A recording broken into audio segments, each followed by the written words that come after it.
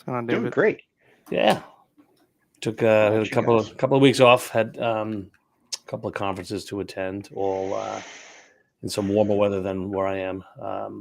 Kind of in Orlando last week, near sort of near Brandon there. Well, I think a little north of you. It You was can always beautiful. come down here. Yeah, Let me absolutely. know I mean, it was when. beautiful. But we're back. We are the Reboot Wednesdays, 1:30 Eastern time. Um, uh, like I said, we missed a couple of weeks, but we're back and got an interesting topic today. But before we get into it, Brian brought you at BNLPC Solutions out of Long Island, New York. Yeah, I'm Dave Groot with WinStar Technologies out of Culpeper, Virginia. Brandon Bowers with Eisenhower Managed Technology Services out of sunny South Florida. Cool. All right. Today, there's going to be a lot of talking from the gentleman to my right or left, depending on how you want to define it. I'm going to be talking about OSINT, which is open source intelligence, using pretty much information that is readily available for free that's out there.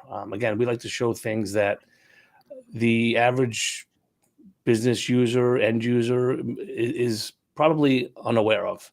The vast amount of information and abilities that people have to get into your, whether it be devices, personal information. It goes on and on and on. It's constantly growing and evolving. It's relatively easy to use for some people. There's skins on overlays on websites that filter it out. You just put in what you're looking for, and it can just come back and give you these results. And we're going to talk about a couple of different products that you can use to do that. We had a prospect that we were working with and just put in their IP into one of these tools, and it came back and showed us all the vulnerabilities right there, right then and there, and with links to actually log into the equipment. So it's a little, and this is real, folks. This is not just to scare anybody. It's out there. You think you're setting up your smart home, and just be diligent about it, and we'll show you a couple of things to look for here. But I'm going to turn it over to David and let him continue from here. And so just to clarify for a second, so what is OSINT? So for the layman? OSINT it basically represents open source intelligence, which means it's intelligence that's generally available to anybody, right? No cost. We're not doing, I mean, we can use the dark web, but it doesn't need to. This is stuff that's generally available to everybody who's just using the internet. The things that we can discuss and show will demonstrate that here in a few minutes. But I just wanted to add, the use of it is kind of across the board, because it's not just somebody who has to be extremely technical or a penetration tester or just your cybersecurity expert that could theoretically use this or is theoretically using this information. So agreed. And yeah. and there's there is, I'm sure there's malicious intent with a lot of use cases, but there are also some positive use cases, and that David could talk about as well. That you can go and, whether it be you're researching a company, you're looking into certain, there's a decent amount of positive use cases. So listen to that side of it as well. Yeah, I see it as extremely useful for especially internal IT departments that may not have that security specialization, but just doing a double check of, is there anything going on with our IP or with our domain? And if they just know a little bit of information on where they can do these searches, it'll give them really helpful feedback on maybe where they should focus some effort. Yeah. Yeah, what I've seen come out of these things is that, we use this process in the general flow of things, right? Just to make sure we're hardening the environments that we're protecting. So all of the tools that we're going to talk about today are open and available to everybody. That means that they can be used for both good and for bad. That's not anything about the technology. It's the people whose hands it's in and what they're doing with it, right? So we're using the same tools that the bad guys are using to try and hack our environments in a non-malicious way, ethically, to see where we can put gaps and fill it. But this demonstrates on more levels than any the need to make sure that We know about shadow IT, which is a conversation we've discussed briefly in Reboot in the past, and that's things that get installed into your environment without it being sanctioned or of the knowledge of the company in general. Somebody brings their own laptop in, jacks it in to do Windows updates, or they bring their own router in, or they're installing software on a computer that opens up a vulnerability. And if there isn't controls to stop those things, those default settings or improper configurations result in open facing stuff to the internet, which then becomes available as a part of the stuff that we're going to discuss today. So lots of reasons to be thinking about this and just understanding, why we want to do it. But it's amazing how easy it is to do this. And like you say, if you're super talented hacker, great. Then you can take this to levels that we're not going to get into today. But I'll show you some stuff that you can do that's not hard and isn't overly technical. Maybe understanding some of the results requires a little bit of experience, but it's pretty straightforward. So let me see. Let's get into it. Yeah. So for instance, if you were just to do things like a Google web search, right? And I believe if I share that screen, are we seeing that okay? Hang on, let me add it. Okay. Okay.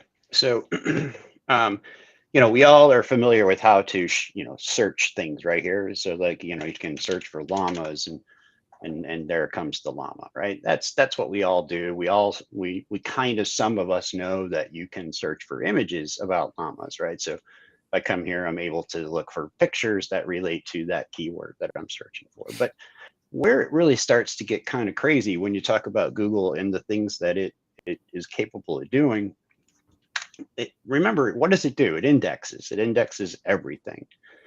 So if I was to use a couple of their different, they have different parameters or search terms, I guess is what they're called. You can do things like, I want to search a specific site, and then you would put in what that site is, right? And then you could say, but inside of the things that you indexed from that site, in the text, I want to find anything like a file name, password.txt, right? And so if I just perform that search, it's searching pastebin, and it's searching for any files named password.txt. Now, one of the things I need to make sure we demonstrate to you today is good and bad, right? Don't click these links necessarily, because they could be enticing you to click these links thinking you're going to get a list of passwords. And if you don't have the proper permissions and things on your computer, you could end up getting infected. So what I am not telling you to do is to go out and start clicking links without knowing what it is you're doing there. Okay. But it just demonstrates how quickly it searched through whatever it was able to index inside of that site and that contained those words, and then there they come. I was mentioning to you earlier, like we used to have Windows Small Business Server, right? So I can do a search like in the title, and that's the title bar of the page, right at the top where it says what the name of that website is, kind of thing. And just to be clear here, David, what you're typing first is a Google. Yeah, that's the Google parameter. Right. So in title is there, and then you follow that with a colon and then no spaces, right? You're just putting now in the what it is you're looking for. So in this case, I'm going to say welcome to Windows. Let's see, was it Small Business Server? Spelling. You got a typo in Windows. Yeah, that's not unheard of. All right, so we'll just say that, right? And we'll see what happens. So if I'm doing a complete search across the whole internet for anything Google has indexed, where in the title of the website that comes back, it says, welcome to Windows Small Business Server. And I just want to add to this for a quick second. So for people to be aware here, anytime you have a server, a device, whatever, that has a website running on it. So in this case, what David's talking about is Windows Server 2003 automatically had built in a web server. And in many cases, IT, to not necessarily best practice, but because it was easy, may have exposed that to the internet. And because that website is exposed to the internet and Google is doing that indexing and it's just reaching out everywhere, anywhere and everywhere that it can, to figure out, hey, what can I index? And when it's finding sites, it may find one of those sites and then it gets indexed. And then now what David's doing is he's just doing a global search and trying to find those. Sorry, go ahead, Dave. Did we lose Dave? I don't know. Either he's deep in thought or we lost him. But we do see the results there, right? Yeah. Welcome to Windows Small Business Server 2003, restricting access. And we lost. Okay. Well, Yeah, that we was lost fun. Maybe that was a sign. Don't search what he's searching for. Yeah, yeah. So, Let's give him a I minute mean, to come back. continue the conversation just for a second, though. Yeah. I mean, what's kind of scary is you just put that site up, whether it's that SBS server or people still running Microsoft Exchange, and like that, you can find those sites. And Yeah. because it's so easy, that's an obvious target that attackers can leverage to figure out, hey, who can I exploit? I mentioned Exchange specifically just because over the last couple years, there were major exploits open, right? With Oh, yeah. Yeah. Exchange where they had Yep. to issue patches, Mm-hmm. and attackers can just go into a Google search and find these, and all of a sudden they've got a perfect target of, okay, who can I hit and try and do something bad against, right? Yeah. I mean, it's pretty scary. I think David's coming back. I'm back. How If frustrating not, we is can. that? Oh, no worries. Can you hear me now? Yes. Yeah. All right. You just froze for a minute there, and your screen I know, froze, and then it's so frustrating. I was just in the middle of talking. Yeah, so you were saying web servers, and right, and then the point there was, that's just no different than like when you buy a TV or a refrigerator or a home router or any of those devices that are now smart that are on the the IoT, internet. right? They I mean, that's all, what that Especially the is. cameras. Yeah. we're going to talk about that next. So we'll do a share. Well, let's do a little search. Let's see what we can do. Oh, okay. This just takes us. We could put. You see that? You click on that, and there you are, right? And so now I'm going to remote web workplace, and I don't know, what has that done to it? Breaking up a little bit, but so that was from the link Just got infected. in your I'm just Google kidding. search, right? I think David's having some internet issues big time. Yeah. Yeah. You're back So you now? can't hear me now? Okay. Now we can. How about if I turn my camera off? I'm going to leave my camera Yeah, it's off. working right now. Yep. Maybe that'll I hear help. you. Okay. Yep. At your Okay. screen. Okay. All right. Well, maybe that'll work then. So here, like, let's see. I can do something like in title and colon webcam 7, which is just a common version of software, right? And in the URL, we want to look for a /admin.html web page.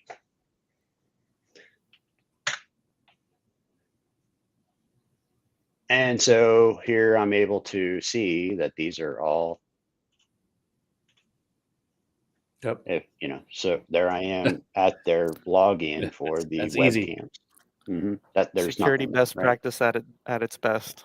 Yeah. That's what you're worried about when your employees can put stuff wherever they want to without any repercussion, right?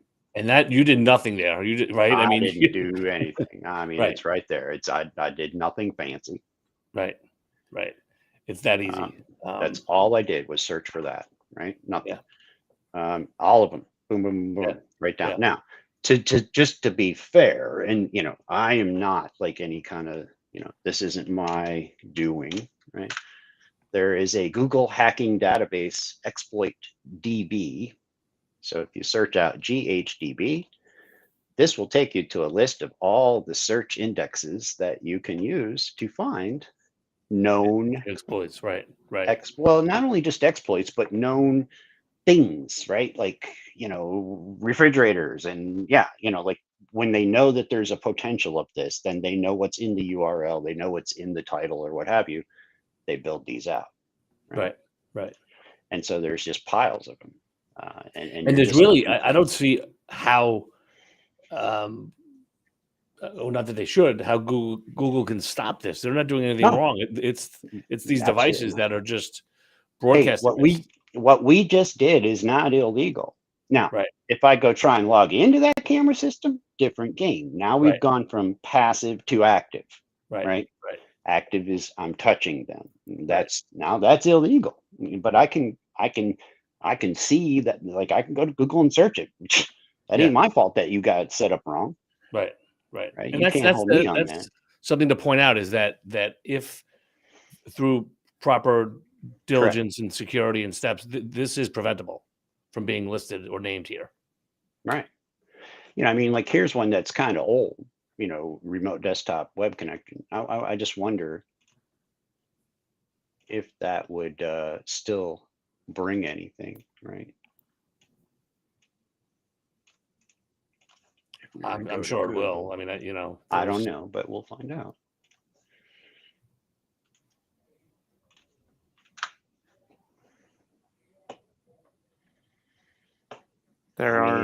I'm thinking there's definitely are, right? Yeah. That's kind of scary stuff, guys. Like, that's a school, right? And okay, they're going to say, well, we got VPN, it's at a gateway. Okay, that's great, provided that that's all done correctly. Right. What's what else you got? Interesting for people to also know, though, is like, you're doing Google searches right now, and you need to kind of know what you're searching for. Although there's that site that is kind of giving you some of the search strings, there's other sites dedicated out there to just posting this information up. Like, hey, I want to find open remote desktop servers, or I want to find open webcams, or NVRs, or IoT devices. I want to connect to somebody's AC I'll device. show you. Right. We'll share another screen here real quick. Yeah.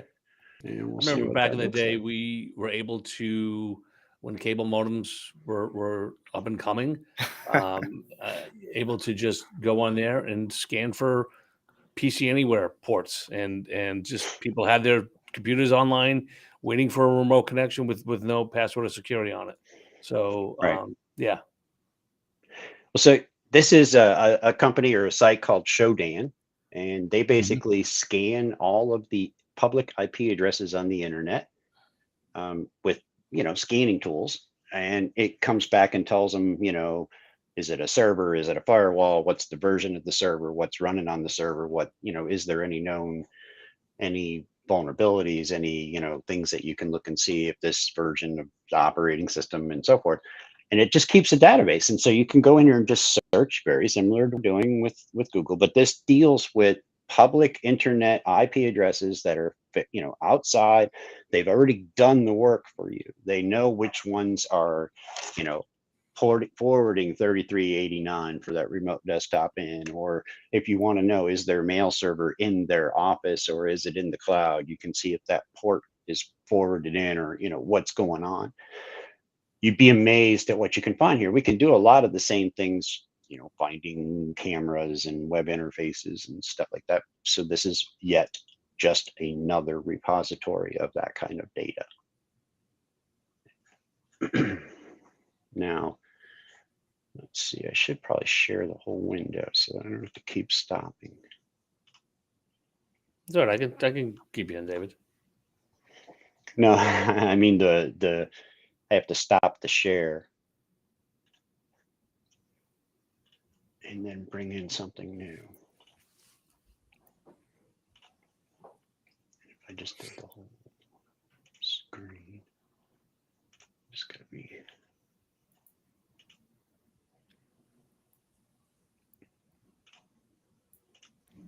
All right. Well, So go ahead. no. If I come to another place, here's another tool, and this one's pretty scary. This is a site that is going to go out to all kinds of different repositories of information and then correlate it all together for particular search terms that you scan by, right? So when you go to create a scan, you would start by putting in new, and then you put in what keywords or what bits of information. Like you can see in this example, they scanned for Steve McAuliffe, and then they did an email address, and here they did some IP addresses. Here they did a website domain, and then I did one with just our website domain. Okay. Mm-hmm. And so like to see, I did stuff with the free version, so ours is not anywhere near as in depth as it is the examples, but I'm going to show you because you can see we have 2,700 elements that came out of me simply typing in that. So if you're not technical and you come here and you type in that and you hit search, like this is what you're going to get. Okay. Like if I come in here, first off, it's just going to show you, some of the categories of information that it's finding. It's going to show you if there's any, vulnerabilities, hosting providers. These are the bits of information that we have collected just by searching all these different places. And so if I look at all of the correlations, I can also search them out by severity, right? I can see where, what was found, right? So if I say all, there was apparently some vulnerabilities, and I don't want to get too in depth because we're recording this and we're online, but I've already got this worked out, so it's no big deal. But it's so like, look, what do? I'm a hacker. I want to recon you. I'm going to put in winstartech.com. That's going to come back and it's going to tell me some things. It's going to say, hey, you have these different hosts out on the internet, right? In our case, we have autodiscover.winstar, we have enterprise enrollment, we have enterprise registration, we have link discover, we have SIP, we have a relationship to Axiom themes, we have docs.winstar. So these are targets, right? These are things that I know there's a server out there. There's one out there called www. So now I can start to dig into that kind of stuff. From there, I can potentially come up with locations if there's different offices or if there's different. Here, I'm seeing some of the things that apparently were pulled off of the website. I'm assuming these are probably things that were used in developing that site. Okay. Right. So to just give you a crazy concept, that's what we found when it comes to all the different bits and pieces of data that all tie together in some way to winstartech.com. So it's finding all of the external IP addresses that deal with those different hosts. It's finding our registrar. It's finding our, you'll see there's our internet provider, and then our public IPs at the office, all the certificates, and then I can go and I can find people, and I can find email addresses, and then I can go and I can look and see if those have been breached on pwn.com, right? All inside this software. Yeah. Right. Like I'm not What's kind of stepping out cool of about this. this too is it's a little bit scary just You call because it cool. of I call it scary. how helpful, for an attacker this is. When you look in there, right away, hey, the website is running on MySQL. Now I can look and say, Correct. well, has there been any recent exploits with MySQL that That's I right. can maybe, try and leverage to attack on this site? So, I mean, yeah. it's right there. Like here's WP Bakery, right? So I know, I can take that and I can, figure out what's going on with that. If I click on details, it's going to tell me, here's the relationships, how many instances it has, where it was discovered from. If there is any known vulnerabilities, they're going to be right here telling me about it, right? If I come in What here, go ahead. what I want to kind of share about this is not necessarily, as a business owner or operator, do you need to be going to these sites? But, for you to be aware, at least, that this information is out there, it's easily Correct. accessible. People are using it for bad means, but it doesn't have to all be bad. Like, Well, you should be we use talking it to for your good IT means. provider, Yeah, right, yeah. to look at this and kind of do due diligence on ourselves to validate what it is that we're doing and are we missing anything. Right. Right. Right. So like here's the map, right? Where you can, again, it just depending on how you're looking to visualize that information, and then you can drill into it and you can, it's crazy. Again, Yeah. what did I do? I typed in winstartech.com, right? Yeah. Any last minute other tools you want to? Well, I mean, Recon NG is what we use in the Kali Mhm. Linux world. And that's a kind of a less graphical thing to do. Yeah, it's command line driven. There was one other thing I wanted to show you. I'm sorry, I have a bunch of notes here from my That's okay. when I teach this. So, no, nothing that I think we can fit into this particular conversation without further explanation. I honestly think that really gives people enough to think about, right? It does. Agreed. I really just want you to know how easy it is to find this. And again, we've done no work. Like this is not, I haven't even started to dig And in. you're not paying for anything, correct? No, Right. everything you're seeing here. Now, can you? Yes. Like this particular site, if you want all levels, like I told you, it only gives me 12 things and stuff like that. It's $7,500 a year. So, okay. If for a business like ours, that's a tool that you might potentially want to pay for, right? Because I use that in my businesses to make sure we're not able to be hacked or to know where those vulnerabilities are. Because look, part of the compliance world is vendor management. Well, look, what am I going to do? I'm going to run this on all the vendors because I want to know their stuff is secure. Right. Right. This way you can vet It's it. not pen testing them, but it's giving me a great understanding of how well their maturity is and their coverage and exposure and knowledge of that IT infrastructure. Right. Yeah, so very good. I know we're almost on time. Okay, so I I didn't think get as a carried away. takeaway is, if you have a business, you need to get your IT guys to at least look at this, and make sure that there's nothing widely exposed there. That's I a would starting point. second that. Look, not trying to pitch or sell. It's not the purpose of this particular forum, but all of us are more than happy to help any company with providing them a pen test and showing them very quickly where there are open gaps and things that can be plugged and taken care of. And I can promise you, I don't care how long you've been doing it or how well you're doing it, there's something. And just getting another set of eyes on it can oftentimes be the one thing you need to fill that hole that could have taken it all down. And that's it. Just, you got to keep doing it. Yep. It doesn't stop. Yep. Well, thank you, David. That was very informative. Appreciate it. There's a whole lot more, guys. We'll keep going. That's step one. We got 7 steps in the kill chain, so we'll go with very that good. next. All right. We'll see you guys next week. Thanks, Topic guys. TBD. Yeah. All right. We'll have to